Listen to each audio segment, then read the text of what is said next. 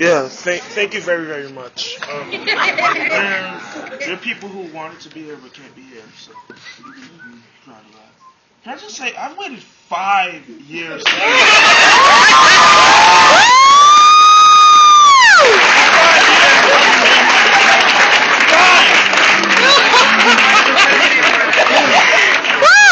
Speak your truth there.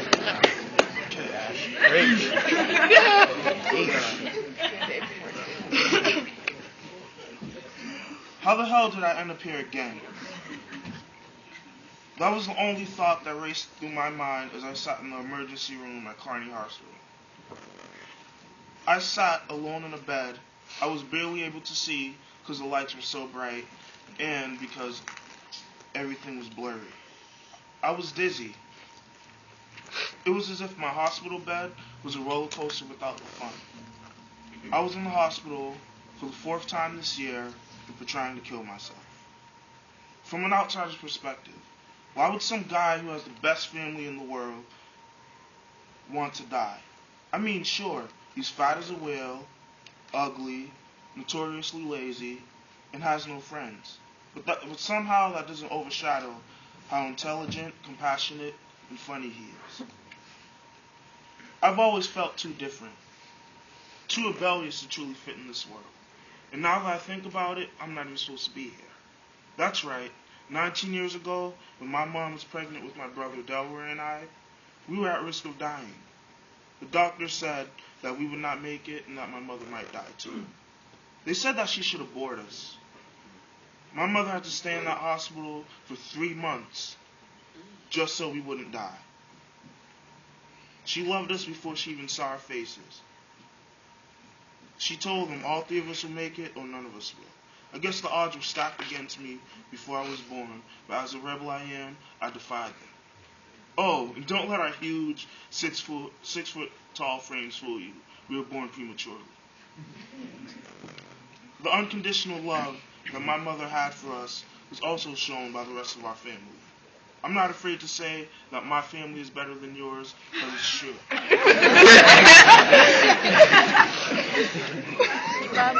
My grandparents raised 7 children in poverty on the small island of Montserrat. For those of you who don't know, Montserrat's a British territory in the West Indies, in the West Antilles, to be specific. Like really small.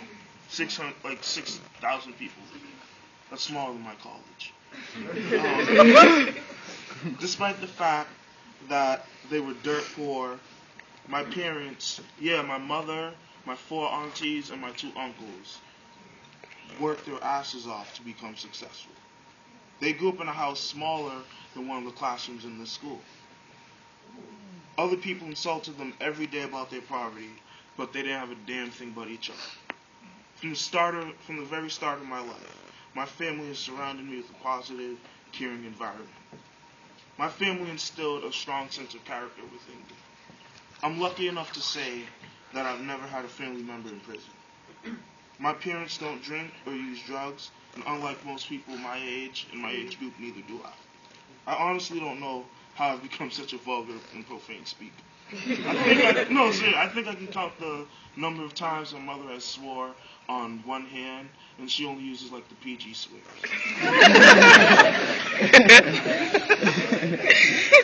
They're the true meaning of the American dream. Work hard, live righteously, and you'll prosper. To be honest, I wouldn't be the person I am without them.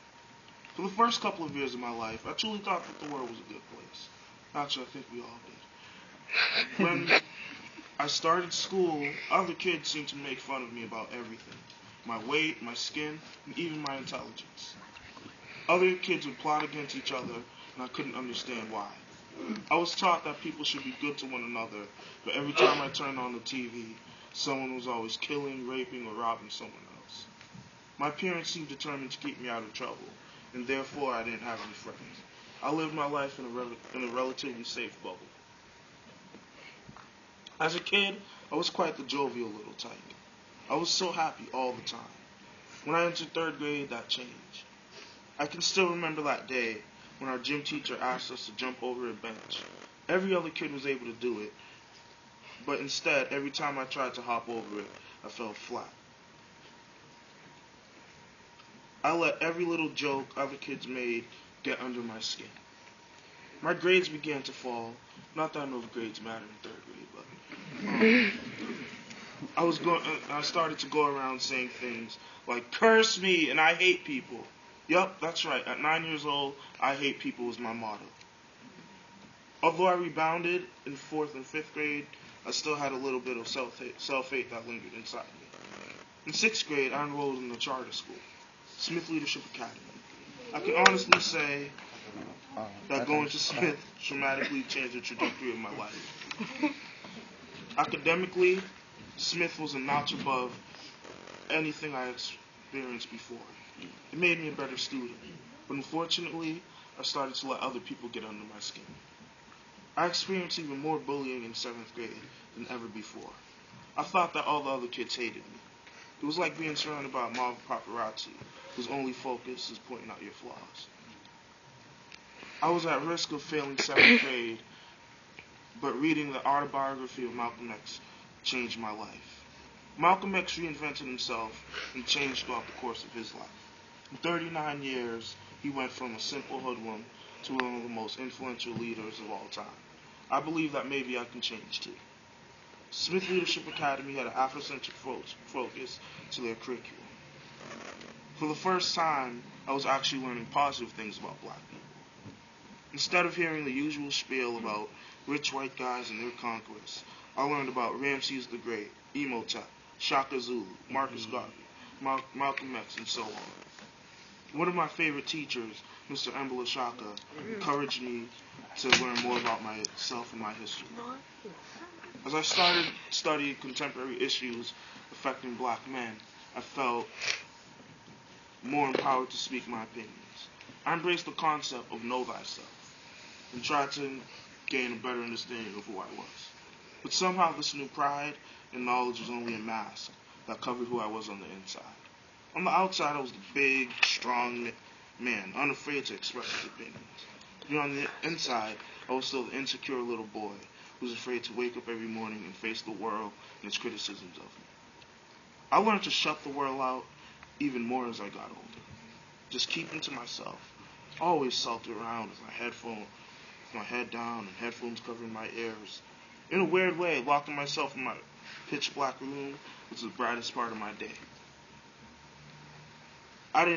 In my room, I was still subject to my own self-hate, but I didn't have to face the world and its judgments. My bedroom door was like a portal that took me from my own world to the real one. I was at the point where I couldn't lie to myself anymore, but I could still lie to the rest of the world. But my Auntie Blondina could tell when I was lying. She used to say, Derek, I know why you always have your headphones on. I know why you stay alone in your room all the time. You want to run away from the world. But Dee Dee, as she so affectionately called me, you can't get away from life. Eventually you'll have to face it. I can remember that fateful spring day when my mother dragged me out of school to write an essay to enter some school called Codman Academy. I didn't want to go to Codman, but then one thing changed my mind. I wanted to be challenged academically. Unfortunately, I didn't put in the work when I first came to Codman, and I started to slack off. Although I started out my first year terribly, everything went from bad to downright awful in a heartbeat. On February 18, 2009, my Auntie Blondina passed away. Up until then, everything in my life had gone reasonably fine.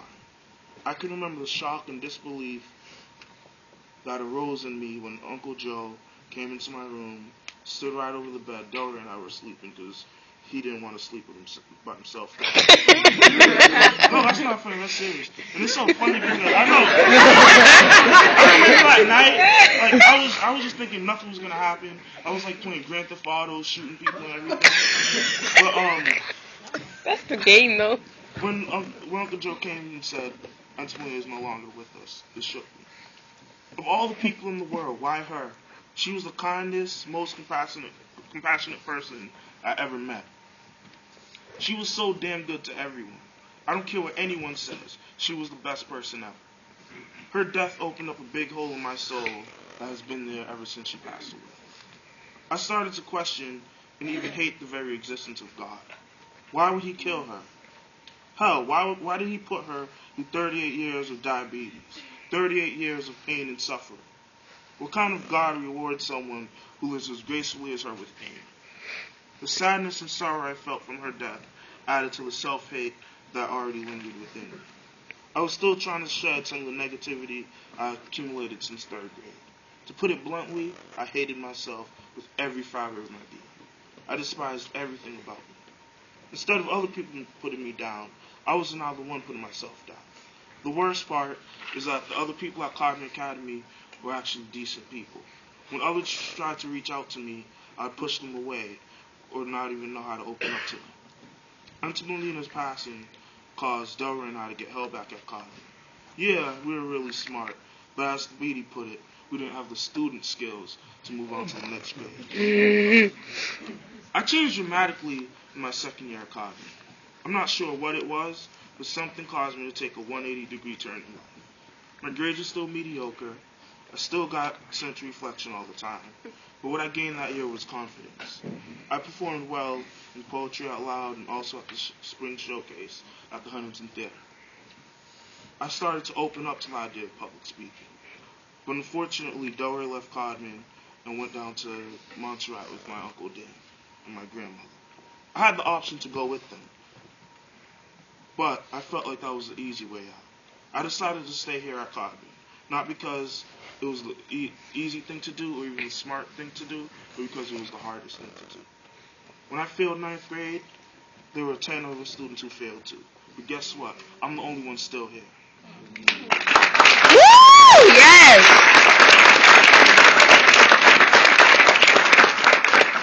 In 10th grade, my grades were finally looking good, and I still felt as if I had a weight holding me back. I'm not talking about the weight on myself, by the way. I was getting on a roll, but I still didn't feel right. I still felt afraid to reach out to others. I had no friends. My idea of fun was locking myself up in a room and playing Halo or Madden for hours on end. I don't play Madden anymore. I hit the world in every way possible. Reading books, watching stupid conspiracy documentaries, listening to sports talk radio. I did everything to escape the world around me. But like Auntie Melina said, I could not run away forever. Although I put myself out there a bit more, I still found ways to hold myself down. I didn't take full advantage of the opportunities around me. 11th grade was a mixed bag for me. On one hand, I became a sharper, more critical thinker.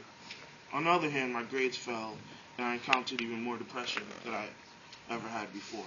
I still found ways to shoot myself in the foot. I didn't work as hard as I should have consistently. I kept on repeating the same mistakes over and over. But at the same time, I noticed my growth since I first came to Codman. I was now the loudest voice in the room. I was no longer the dim-witted liberal who didn't question anything. And somehow, I still screwed everything up. My first 2 trimesters of my junior year were pretty solid. My grades weren't great, but I seemed to do a good job making the transition from 10th grade to 11th grade. But in the spring of 2012, everything, in typical Derek Lindsay fashion, fell apart. I couldn't concentrate on anything. I felt so alone. Yeah, there are a lot of people in my life who love me, but I felt so alone. Everyone would say, "Derek, I love you. I care about you. Let me help." But they didn't know what I was going through. Everything fell further down the drain when I was hospitalized over spring break for trying to kill myself. Somehow I managed to pass due to the effort I put in at the beginning of the school year. I had the wonderful opportunity to intern with the operations department at Ropes and Gray. I was also doing my 3rd summer production with the Huntington Theater. Both of these opportunities were great for me. I was working from 8 in the morning to 7 at night. I had never committed to anything that much in my life. But when I got back to the school for 12th grade, I found a way, as usual, to screw everything up. My 12th grade year did not go as planned. I was supposed to come back to Codman, bust my ass off, get straight A's, knock out the SAT, and get into the best shape of my life. None of that happened. To be honest, it's my fault. I had the ball in my hands. It was my time. I was supposed to make that buzzer-beating shot. I was supposed to score that game-winning goal. Go ahead and use whatever cliche you want. I locked up. Now, between you and me, that's not the word I want to use. But they're censoring me, so I have no choice but to use the word luck. I thought that I made strides with dealing with my depression. But I still realized I had a ways to go. I stopped taking care of myself. I stopped doing my work. This time, I got what I deserved. In January of this year, I was once again admitted to the hospital. This time, the proverbial shit hit the fan. Although, I never got that phrase because could you imagine somebody throwing crack at a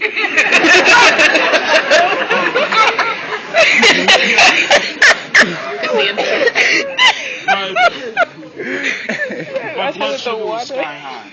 I had hypertension, hyperglycemia, liver damage, kidney damage, and all the other stuff they teach you about in your socialist health class. I was stuck in the ER for 3 days. But then I realized my life could be worse. I had 2 things that made my time in the hospital enjoyable. My brother's PSP and my Sony Walkman. That meant I could engage in 2 of my favorite activities, listening to sports talk radio and playing video games. And as I listened to the Patriots game that weekend, I had an epiphany. I truly realized that things in my life can be much, much worse. I could have lost an arm, a leg, could have been blind. Yeah, I had to stay in the ER for like 3 whole days, but my family could have decided not to come. Every single day I was in the hospital, my wonderful mother came and visited me, even when I didn't want her to. But even worse than all of that, I could be a Texans fan. God, they got their asses kicked.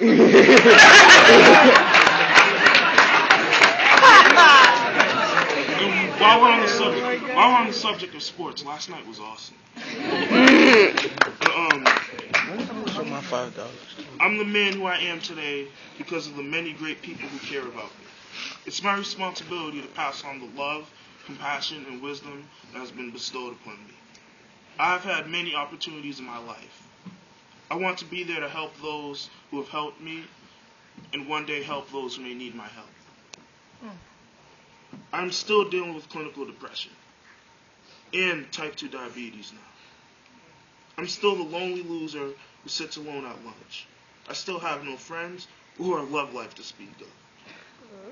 But I won't let my struggles define me.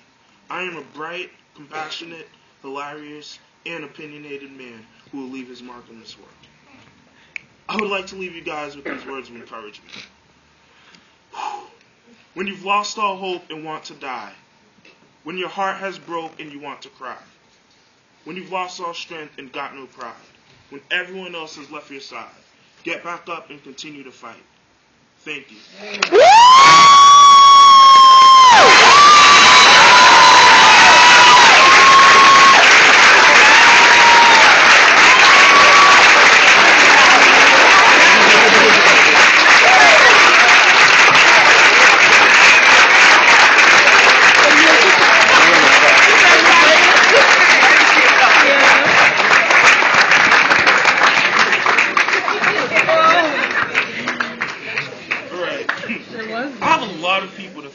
A lot of people. I don't want to waste too much time, but I'm going to try and thank all of you as soon as possible. First and foremost, I would like to thank my tutor, Kate. I don't know. Yeah, thank you, Kate. Working with you has been a wonderful opportunity. It's helped me reestablish normalcy and discipline in my life. I would next like to express my gratitude to Donna, Naheem, Meg, Lynn, and Alex from the Huntington Theater. If it wasn't for my work at the Huntington, I would not be the confident man I am today. Next, I have to express my thanks to everyone at Ropes and Gray and in Pacific, the operations department. I have to express my immense gratitude to Chris Patrician, my boss who could not be here today, and Mary Weber for the interest they've shown in me and the support they've given me. I know you couldn't be here, Chris, but I want you to know it was the biggest honor of my life to work for you. I want to take that advice you gave me, not just to think about what I have to offer the world, but to think about what the world has to offer me. I mean this from the very depths of my soul. Thank you to each and every Codman staff member.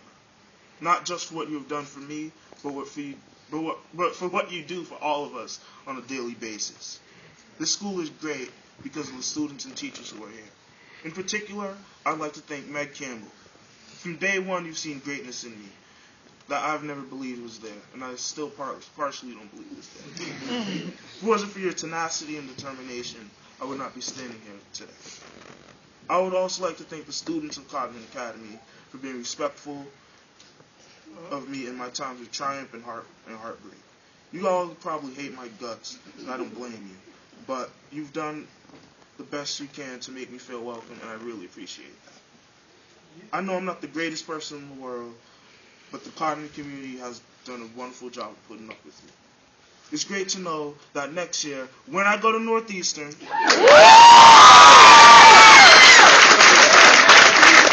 He's not going anymore. it's great to know that I can still come back here and call this place home. And in particular, I'd love to thank my Morehouse brethren, past, present, and even future. This school was the best before I got here. We're the best right now, and we'll be the best when I'm gone. But now, I'd like to thank my real family, the people who loved me before I was born, the people who make my life worth living when I've abandoned all hope. First, Auntie Donna, you work your ass off every day and night to provide for everyone around you. If it wasn't for your selflessness and generosity, I would not care to wake up every day to go to school. I will not stop until you never have to work again. Then to my Uncle Joe, who's not here. You care about Dora and I as if we were your own sons. I'm proud to call you my uncle, except on Sundays. You really need to stop being a judge. Mommy, for 19 years you've had my back. When everyone else gave up on me, you never did. You put up with the BS that nobody else ever did. You made me feel special, never made me feel bad, and I owe you for that. Auntie Blondina, I know you're looking out for me like you always have. In my humble opinion, you are the greatest person ever. I just hope I could be number 2. Your desire to see Dora and I grow up to be exceptional men keeps me going when nothing else does. And finally, to you, Dora, I could not imagine life without you. You're the greatest brother that I could ask for. You're the only person in the world that seems to be as smart as me. Matter of fact, I'll go as far as to say that you are smarter than me. You get my sense of humor. You don't get offended by my controversial opinions and jokes. I can make dead baby jokes around you.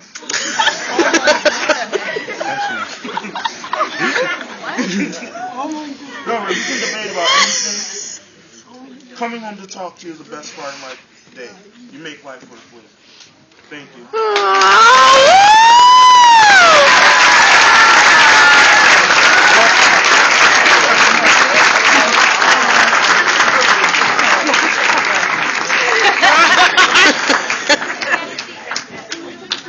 Wait, Tabidi.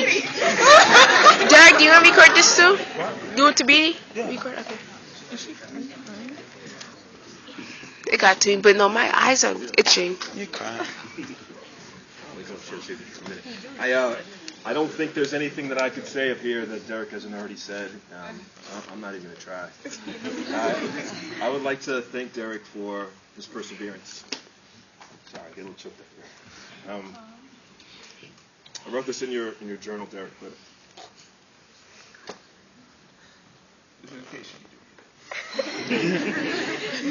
so thoughtful. The resilience you show on a daily basis is an inspiration to me, and I think to a lot of people who are here. I know it's hard for you to hear. I'm sorry. And I imagine it's hard. It's hard for me to say it. There are so many times when I come to school and I worry, and I think that's true for a lot of people who are here, and we worry because, we care. And you were one of those folks that is just an amazing person. And I think a lot of the time when we're trying to share that with you, I'm not sure you hear it. And it feels to me here today like you hear it. And that to me is a beautiful thing. And so you mentioned your family being the best in the world. There are people who would argue with you about that. You said they work hard, they live righteously, and they prosper. They are, in many ways, the American dream. And I want to say here today that you did your family proud today.